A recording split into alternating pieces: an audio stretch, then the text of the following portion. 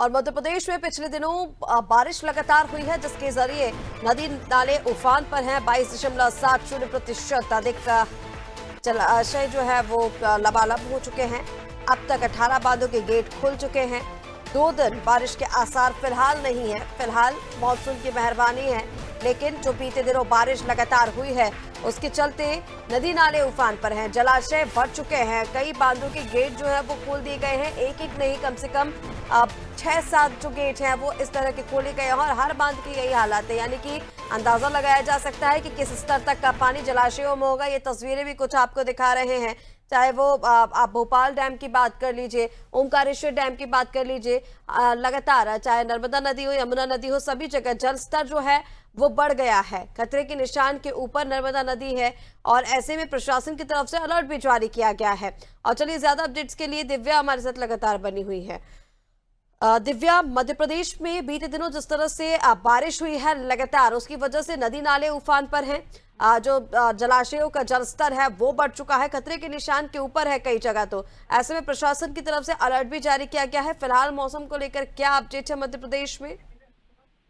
ऋषिका, ये राहत की बात है कि मौसम विभाग ने का कहना है कि अभी अगले 2 दिन बारिश की संभावनाएं कम है। तो जिस तरह से पूरे प्रदेश में कहीं ना कहीं बाढ़ के हालात बने थे कई हिस्सों में, तो उससे निजात मिलेगी, उससे जो राहत कार्य वो करने में आसानी होगी। और मौसम विभाग का कहना है कि अगले 3-4 अगस्त के बाद बारिश की संभावना है कुछ जिलों में। फिलहाल कहीं भी भारी बारिश की संभावना नहीं है। जैसा कि देखा ऋषिका कि पिछली जुलाई के पूरे महीने में बहुत अच्छी बारिश हुई। अब अगस्त का महीना बचा है और अगर पूर्वानुमान को माने तो अगस्त के आखिरी हिस्से में भारी बारिश की संभावना जताई गई है।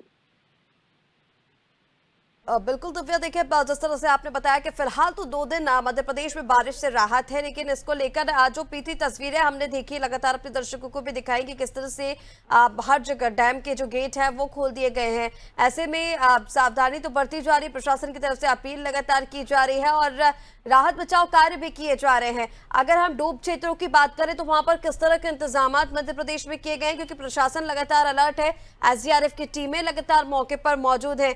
क्या कुछ लोगों को राहत दी जा रही है? जिन डूब क्षेत्रों में लोग बसे हुए थे उनको किस जगह पर शिफ्ट किया गया, उनके लिए क्या व्यवस्थाएं की गई है, क्या इंतजाम किए गए? दिव्या जी बिल्कुल ऋषिका, जैसे कि अभी जब बाढ़ की स्थिति बनी रही थी, खुद मुख्यमंत्री ने 1-to-1 मीटिंग लेके सारे व्यवस्थाओं का जायजा लिया।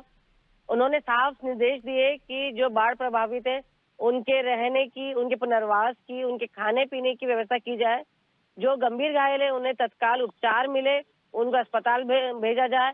और उन्होंने ये भी आश्वासन दिया है कि जहां बाढ़ की वजह से लोगों के घर टूटे हैं, फसलें बर्बाद हुई है, वहां जल्द से जल्द मुआवजा देने की कोशिश की जाएगी, जल्दी सर्वे शुरू किया जाएगा और सर ताकि लोगों को परेशानी ना हो।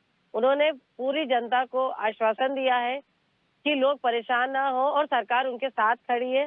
और जिस तरह से अभी बरसात से निजात मिली है, कुछ समय के लिए ये जो राहत मिली है, उससे माना जा सकता है कि जल्दी सर्वे का काम शुरू होगा। और जो मुआवजे की बात थी, अब शायद मुआवजा देने की प्रक्रिया भी शुरू होगी। बिल्कुल दिव्या, इस तरह के निर्देश मुख्यमंत्री की ओर से दिए गए हैं और जल्द ही इसकी सर्वे रिपोर्ट तैयार कर मुआवजे को लेकर प्रक्रिया भी शुरू होगी। फिलहाल लोगों को राहत है मध्य प्रदेश में 2 दिन बारिश से, और ऐसे में जिन क्षेत्रों में राहत बचाव कार्य जारी है वहां पर भी लगातार मॉनिटरिंग मुख्यमंत्री खुद कर रहे हैं और ऐसे में अधिकारियों को सख्त दिशा निर्देश दिए गए हैं, किसी भी तरह की परेशानी लोगों को ना हो, इसका पूरा ध्यान रखा जाए। फिलहाल तमाम जानकारी के लिए दिव्या बहुत शुक्रिया आपका, बने रहिए हमारे साथ, आगे भी आपसे अपडेट्स लेंगे। तो अब तक 18 बांधों के गेट खुल चुके हैं। 2 दिन फिलहाल मध्य प्रदेश में बारिश के आसार नहीं है। हालांकि बीते दिनों जिस कदर बारिश हुई है लगातार, उसकी वजह से नदी नाले उफान पर हैं, जलाशयों का जल स्तर बढ़ गया है। प्रशासन की तरफ से लोगों से अपील की गई है कि अलर्ट मोड पर रहे, नदी नालों के पास ना जाए, डैम से दूरी बनाकर रखें, क्योंकि सतर्कता ही सबसे बड़ी सुरक्षा है।